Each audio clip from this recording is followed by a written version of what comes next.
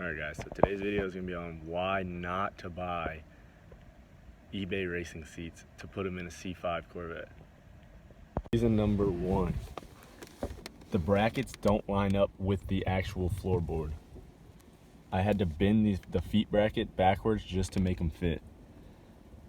Reason number two, they are so uncomfortable. And I get it, racing seats are not comfortable, but these are like uncomfortable.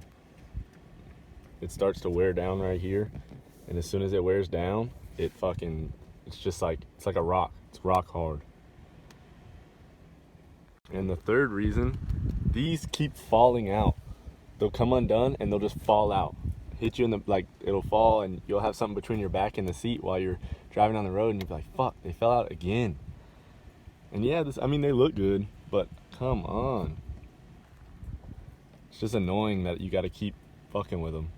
The last reason, the bottom of the seat wouldn't line up with the bracket that they sent. So I had to, you can't see it, but I had to drill holes in the bracket just to mount the seat to the bracket.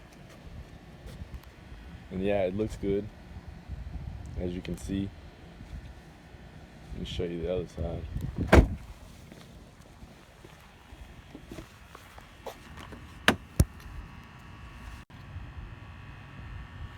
It looks good. It looks good sitting in there, but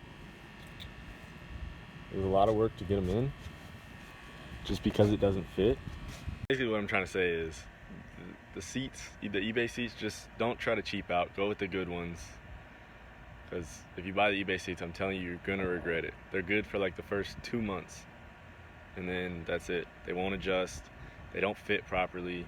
And I mean, I'm not really complaining. I'm just trying to make sure that everybody knows, because don't cheap out and buy the eBay ones. Just buy the good ones right off the bat, because then you're not wasting your money.